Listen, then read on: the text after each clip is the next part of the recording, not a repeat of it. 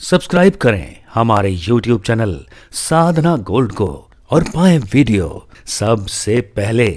और हाँ, bell icon दबाना ना भूलें। आज हमारा देश चाइना पर निर्भर है।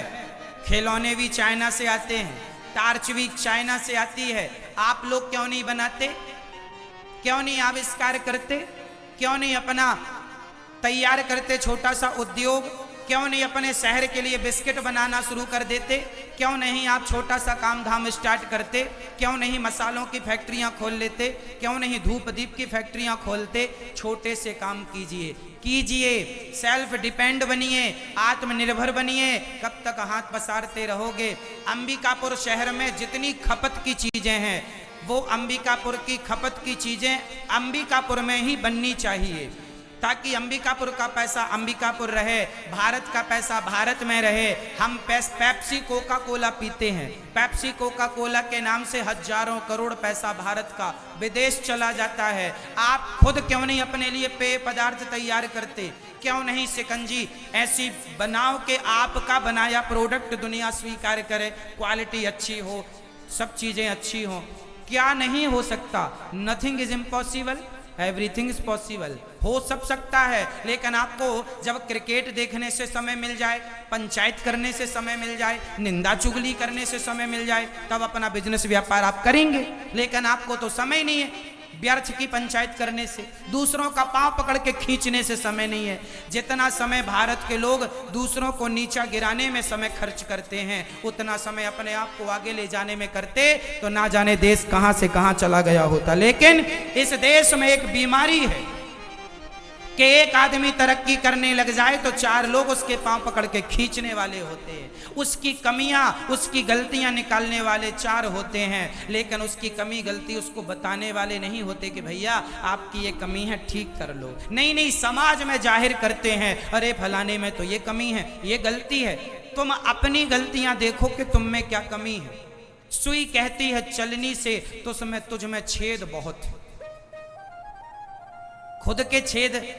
चलनी कहती है सुई से कि तुझ में एक छेद है, जबकि चलनी में सैकड़ों छेद हैं। खुद की कमियां आदमी कभी नहीं देखता, दूसरों की कमियां ढूंढता है। आज से मैं आपको निवेदन करूं हाथ जोड़कर, आज से आप किसी की कमियां नहीं देखेंगे। यदि कमियां देखेंगे तो केवल अपनी कमी देखेंगे कि आप कहां हैं और आपको कहां होना चाहिए था। आप अपना मूल्यांकन कीजिए कि आपको कहां होना चाहिए था और आप कहां हैं। क्यों आप नौकरी करेंगे किसी की, क्यों नहीं मालिक बन के जीवन जिएंगे।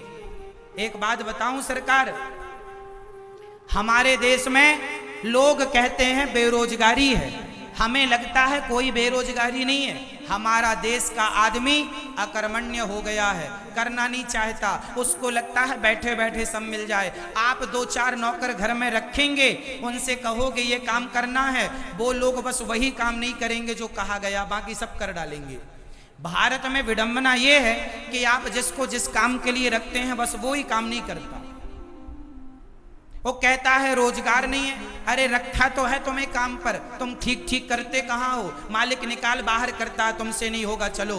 तुम में अक्ल नहीं है काम करने की, समझ नहीं है कैसे काम किया जाता है, कैसे अपना जीवन आगे बढ़ाया जाए, कुछ ज्ञान ही नहीं है। बस बैठे बैठे खटिया तोड़ने की आदत हो गई है, बाप का धन मिल गया है, खा रहे हैं बेच के। ये भारत का हाल है। अंबिकापुर में ऐसे कितने बेटे हैं जो अपने बाप की संपत्तियां बेच के खा रहे हैं, खुद की 1 रुपए की इनकम नहीं। बाप दादों का धन बेच के खा गए सारा और बाद में भिखारी हो गए, तुम दे दो। ना बढ़ाया ना बचाए रखा। इसलिए आपसे मेरा सवाल, बताइए आप नौकरियां देने वाले बनोगे कि लेने वाले बनोगे? आगे से जोर से। आप अपने बच्चों को नौकरियां देने वाला बनाओगे या लेने वाला? बोलो सरकार। नहीं निकल रही है आवाज, आज तो तीजा भी नहीं है।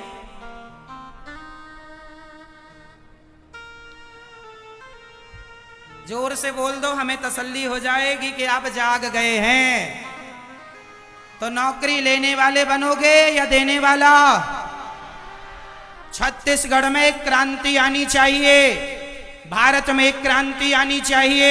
हम लेने वालों की भीड़ में ना खड़े हों, इतना डेवलप करो, इतना योग्य बनो कि देने वाले हम बने। आओ जी हम नौकरियां देंगे, आओ आओ, कितनी चाहिए? 10,000, 20,000, 50,000 के लोग आपके घर में काम करने चाहिए। इतनी योग्यता आपके अंदर, कर सकते हैं आप। प्रत्येक व्यक्ति के अंदर सब कुछ है, सब कर सकता है, करना नहीं चाहते आप लोग। शेर दो प्रकार के होते हैं, एक सर्कस का शेर होता है, सर्कस का शेर, और एक जंगल का शेर होता है। बताइए कौन सा शेर अच्छा होता है, सर्कस का शेर या जंगल का? जोर से, शेर कौन सा अच्छा है, जंगल का या सर्कस का? सुन लो, कई माँ बाप ऐसे होते हैं अपने बच्चों के लिए कमाते हैं। बूढ़ापा आ गया, दाढ़ी पक गई, मूछें पक गई, दांत गिर गए, फिर भी कमा रहे हैं। किसके लिए कमा रहे हो? बच्चों के लिए। अच्छा, तुम्हारा बच्चा क्या करता है? खटिया तोड़ता है, क्रिकेट देखता है, बस। बाप दादा कमा रहे हैं, बच्चे खटिया तोड़ने में लगे हैं, तब तो हो गया देश का विकास। जिन्हें काम करना चाहिए वो खटिया तोड़ रहे हैं, और जिन्हें आराम करना चाहिए वो काम कर रहे हैं।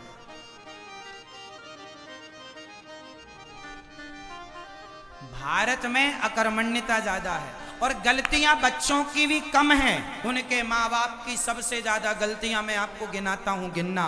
माँ बाप की गलतियां कहां होती हैं? सुनो, ये जमीन किसको? बेटे का। ये दुकान बेटे की, ये काम बेटे का। आप बेटों को इतना दे देते हैं पहले से ही कि उनको लगता है अब कमाने की जरूरत क्या है, बाप ने इतना धन बना तो दिया। अरे आप लोगों ने बच्चों के कंधे पर जिम्मेदारी दी होती और कहा होता बेटा कुछ भी नहीं है तुम्हारा, कमाओ। बच्चे पढ़ लिख कर जिस दिन आए उसी दिन उनके कंधे पर जिम्मेदारी दे दो, बेटा अपना कमाओ, दुकान ये है, फैक्ट्री ये है, कमाओ खाओ, कमाओ अपना। और आप पीछे से देखते रहो कि आपके बेटे ठीक कर रहे हैं कि नहीं। अब आप ही सब करेंगे तो बच्चे सीखेंगे कब? कई माँ बाप को लगता, कई बापों को ऐसा लगता है, पिताओं को, कि तुम नहीं कर पाओगे तो मैं ही करूं।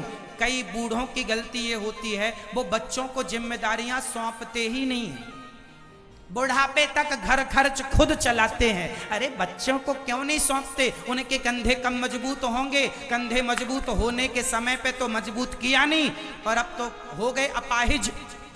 अब तो अपाहिज हो गए ना वो, और अब बाद में रोते हो हमारा बेटा कुछ करता नहीं। करने के समय तुमने कराया ही नहीं कुछ, तुम ही सब करते रहे, तुम ही सब करते रहे, जिम्मेदारी सौंपी नहीं तो बच्चे अपाहिज हो गए, कुछ नहीं करते। सुन लो, जो माँ बाप अपने बच्चों को ज्यादा धन, ज्यादा प्रॉपर्टी, बैंक बैलेंस, सोना चांदी देते हैं। एक बार क्या हुआ, सर्कस के शेर को केंद्र सरकार ने कह दिया सारे सर्कस बंद करो और सारे शेरों को जंगल में जाकर के छोड़ दो।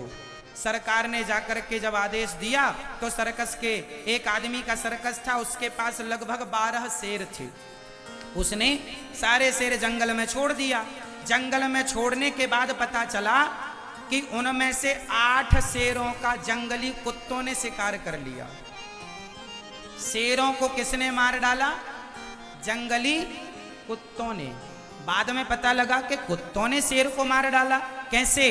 तो पता लगा कि ये सर्कस के शेर थे, बना बनाया मांस खाने के आदी हो चुके थे।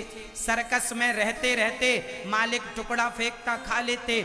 जो जंगल में शिकार करने का टैलेंट था, योग्यता थी कि कैसे शिकार किया जाता है, वो शिकार करने का टैलेंट भूल गए। तो कुत्तों को लगा भूखे हम ही मर रहे हैं, इनको ही मार के मरो। तो कुत्तों ने मार डाला, शेर का शिकार कुत्तों ने कर लिया।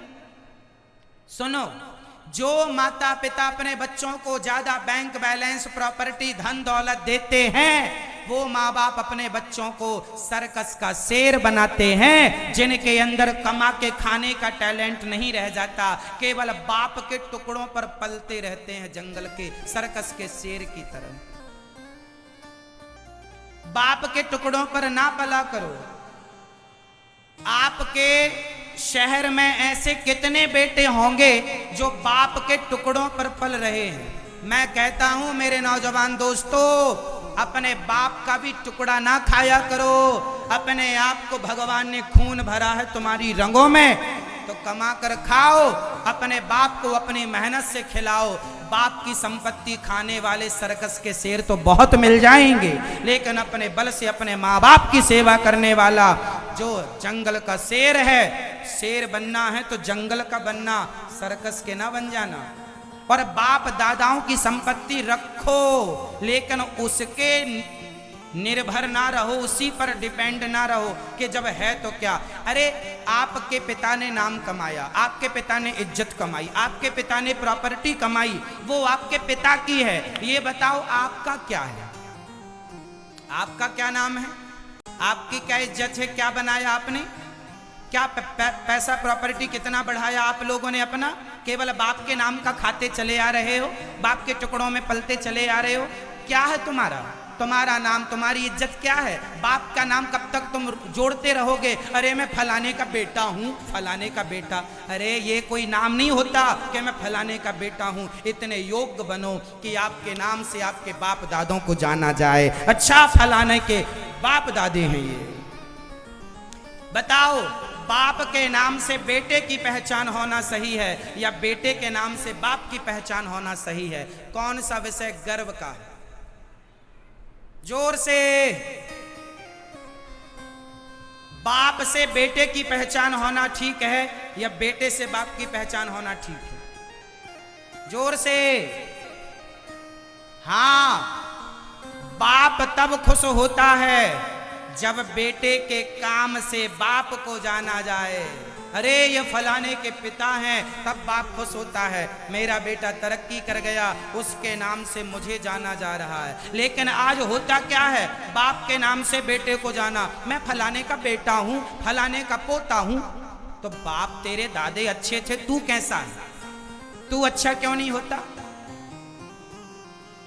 यही भारत की सबसे बड़ी हानि है कि यहाँ बाप दादों के नाम से लोग चल रहे हैं। खुद का कोई नाम नहीं है, खुद का कोई इज्जत नहीं है, खुद का कोई 1 रुपए की इनकम नहीं है, केवल बाप दादों की संपत्ति बेच बेच के खा रहे हैं। तो आप अपने बच्चों को क्या बनाएंगे? नौकरी लेने वाला या देने वाला? जोर से। देने वाला। लेने वाला तो नहीं बनाएंगे। अब आप कहेंगे महाराज जी सब देने वाले बन जाएंगे, तो लेगा कौन? अरे तुम देने वाले बनो तो सही, अमेरिका, जापान, लंदन के लोग आएंगे नौकरियां लेने के लिए भारत में। तुम पहले डेवलप करो तो अपनी सोच। क्या हिंदुस्तान के लाखों लोग अमेरिका में नहीं काम कर रहे हैं? जब हिंदुस्तानी अमेरिका में नौकरी ढूंढने जा सकता है तो अमेरिका के लोग यहाँ क्यों नहीं आ सकते? तुम्हारी सोच ही छोटी है, इसलिए तुम्हें जाना पड़ता है, वहां से कोई आता नहीं है। कितने हिंदुस्तानी हैं जो अमेरिका वालों के घर में झाड़ू पोंछा कर रहे हैं और कहते हैं मैं अमेरिका में रहता हूं। अरे अपने आप को इतना योग्य बनाओ कि अमेरिका वाले तुम्हारे घर झाड़ू पोंछा करने आए। लेकिन कहां तुम्हें सोचने का समय है? तुम तो व्यर्थ में समय गंवाने में अपना जीवन गवा रहे हो। व्यर्थ में समय जा रहा, व्यर्थ में, व्यर्थ में। कोई उपयोग ही नहीं है समय का। दिन भर फेसबुक, दिन भर व्हाट्सएप चलाने में समय जा रहा है। अपने लिए ना सोचते हो, ना देश के लिए सोचते हो, बस फेसबुक व्हाट्सएप में खिसकाते रहते हो। संस्कार अपने बच्चों को दीजिएगा। आजकल के माँ बाप कहते हैं महाराज जी बेटा तो हमारी सुनता ही नहीं, हमारा बेटा सुनता ही नहीं। बेटा नहीं सुनता, इसमें आप माता पिता की ही गलती है। क्यों इतना आजाद कर दिया? क्यों नहीं उसे संस्कार दिए? अब रोने मत बैठ जाना। बेटा बिगड़ता है तो उसमें 99.99 माँ बाप की गलती होती है। बच्चे तो बच्चे हैं, वो तो गलत रास्ते पर जाएंगे। तो माँ बाप किस लिए बने हो? क्यों नहीं समय पर संस्कार देते हो? बाद में रोने बैठ जाते हो। माँ बाप होना ये नहीं है पैदा करके छोड़ दिया। पैदा करके तो सुअर लोग छोड़ देते हैं अपने बच्चों को, जहां मन पड़े वहां जाए। तुम इंसान हो, एक मर्यादा की, एक संस्कारों की रस्सी में बांध के रखा करो अपने बच्चों को।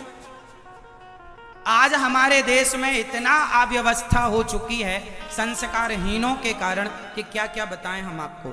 जैसे हमारे देश में एक अव्यवस्था है, दहेज। आपके यहां दहेज लेना देना होता है कि नहीं? हाँ या नाम उत्तर दे दो फटाफट। आपके यहां दहेज ज्यादा है कि कम है? जोर से। ज्यादा है या कम है? ज्यादा होएगा तो मैं ज्यादा बोलूंगा, कम होएगा तो कम बोलूंगा। ज्यादा है कि कम? ज्यादा है। एक लड़का बारात लेकर, अपना दुल्हा बन के बारात लेकर के गया। जिस लड़की से शादी होने वाली थी उस लड़की के पास पहुंचा, द्वार चार हुआ, बारात आई, खाना पीना हुआ, मंडप के नीचे दुल्हा पहुंचा, लड़की को लाया गया। लड़की के पिता ने कन्यादान शुरू किया। पंडित जी ने कन्यादान की रस्म पूरी की, कन्यादान शुरू हो रहा है। तो लड़की के पिताजी कन्यादान कर रहे थे तो लड़के ने कह दिया हमें एक गाड़ी चाहिए, कार। लड़की के पिता ने कहा ऐसी तो हमारी आपसे कोई बात नहीं हुई थी, आप मंडप के नीचे कह रहे हैं गाड़ी, हम कहां से लाएं, हमारे पास नहीं है, औकात नहीं है हमारी। लड़का बोला हमें तो गाड़ी चाहिए, हम शादी नहीं करेंगे वरना बारात चली जाएगी। लड़की का बाप बेचारा बड़ा परेशान हो गया, कहां से पैसा लाए। उस लड़की के बाप ने, बेचारे ने रातों रात अपना घर गिरवी रखा और 8, 10, 12 लाख जो भी मिला उससे उसने गाड़ी खरीदी, अपने होने वाले दामाद को गाड़ी दी। उस गाड़ी पर बैठकर वो लड़का गया। एक दिन वो उसी गाड़ी पर अपनी दुल्हन को घुमाने ले गया कि रास्ते में एक भिखारी सड़क पार कर रहा था। वो अपाहिज था, एक पांव टूटा था, वैसाखी लेके चल रहा था।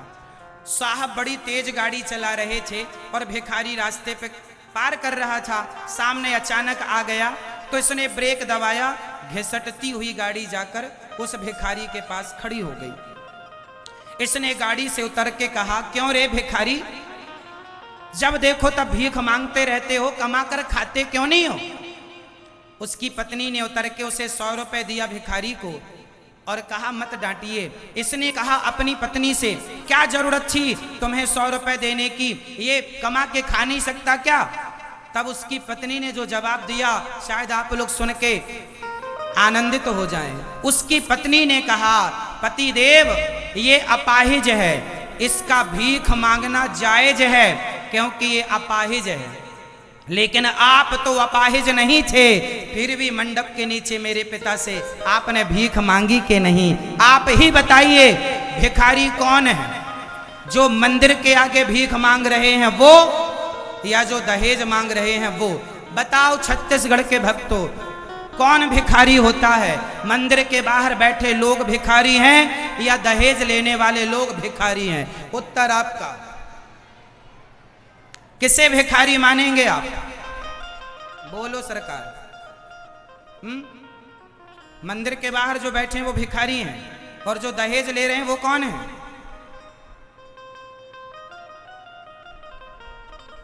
कौन है भिखारी? अब हम सुनाते हैं, जो मंदिर के बाहर बैठे हैं वो भिखारी हैं और जो दहेज मांग रहे ये भिखमंगे हैं।